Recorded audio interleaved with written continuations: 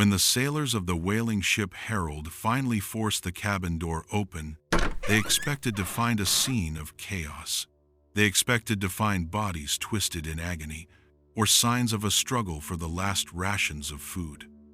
Instead, they found silence. At the center of the damp, freezing cabin sat the captain. He was sitting upright in his chair, leaning over his desk. His posture was perfect. A quill pen was still gripped firmly in his hand, hovering over the open logbook. He looked as if he had simply paused in thought, searching for the right word. But his skin was hard as marble. His eyes were wide open, staring blankly at the wall, coated in a delicate layer of green mold. The ink in his inkwell had frozen solid. He wasn't just dead. He had been waiting for them for 13 years. This is the legend of the Octavius, the ghost ship that conquered the Northwest Passage, but at the cost of every soul on board.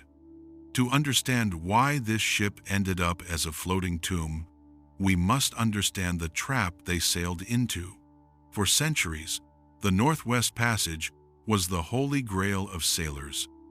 It was a theoretical shortcut over the top of North America that promised untold riches, but in reality, it was a meat grinder. In the 18th century, wooden ships like the Octavius were not built for the Arctic. Once the winter ice set in, the ocean turned into concrete. The hull would be crushed, the doors would freeze shut, and the crew would be trapped in a wooden box, surrounded by endless white darkness, waiting for a spring that might never come. The story begins in August of 1775. The whaler Herald was drifting through the icy waters west of Greenland. The night had been calm, but a heavy, unnatural fog had settled over the ocean. As the sun began to break through the mist, the lookout spotted something impossible. A three-masted schooner was drifting toward them, but it didn't look like any ship they had ever seen.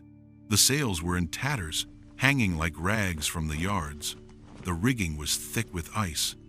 The entire hull glistened white, as if the ship itself had been carved from the iceberg. The captain of the Herald hailed the vessel. There was no answer, no movement on deck, just the sound of the wind whistling through the frozen ropes.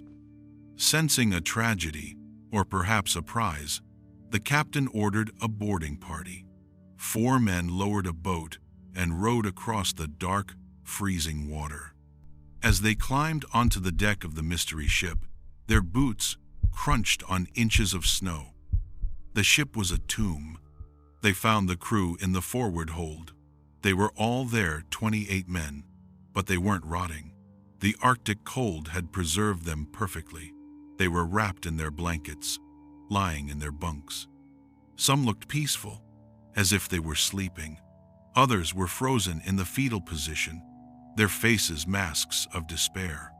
We can only imagine the horror of their final days. Freezing to death is not a quick end. As the ship ran out of coal and wood, the temperature inside the hull would have dropped to 40 degrees below zero. At that temperature, the human mind begins to break.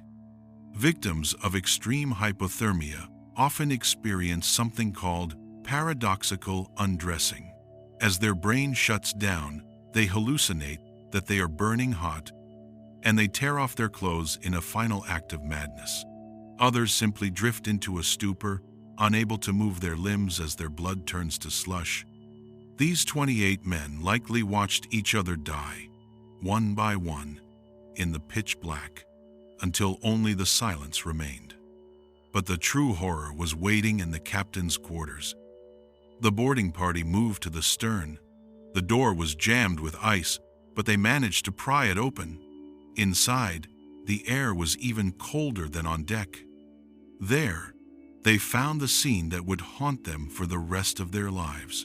The captain, sitting at his desk, frozen in time. Behind him, on a bed, lay the body of a woman. Her head was resting on her knees. Beside her was a young boy, perhaps 10 years old.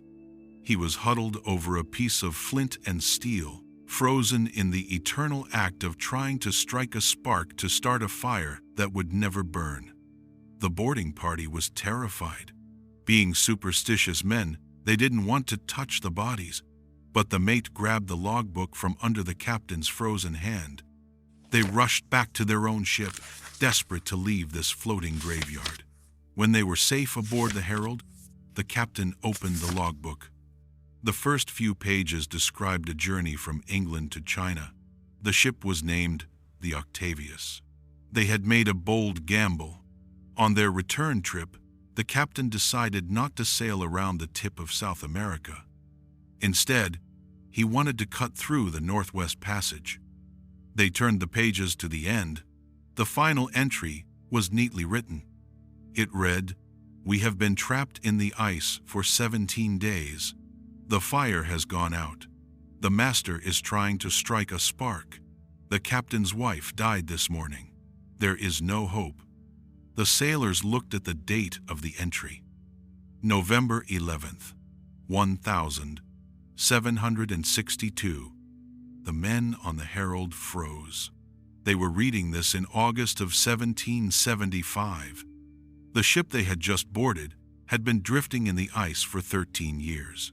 The captain had been sitting at that desk, dead, for over a decade. The Octavius had done the impossible. It had successfully drifted through the Northwest Passage, from the Pacific to the Atlantic. But the ship arrived with no one left alive to claim the prize. Terrified that the ghost ship was cursed, the crew of the Herald cut the Octavius loose. They watched as the wind caught its tattered sails. The ship of the dead turned slowly and drifted back into the fog, disappearing forever. It was never seen again. To this day, sailors say that if you listen closely in the icy winds of Greenland, you can still hear the scratching of the captain's pen, trying to finish his final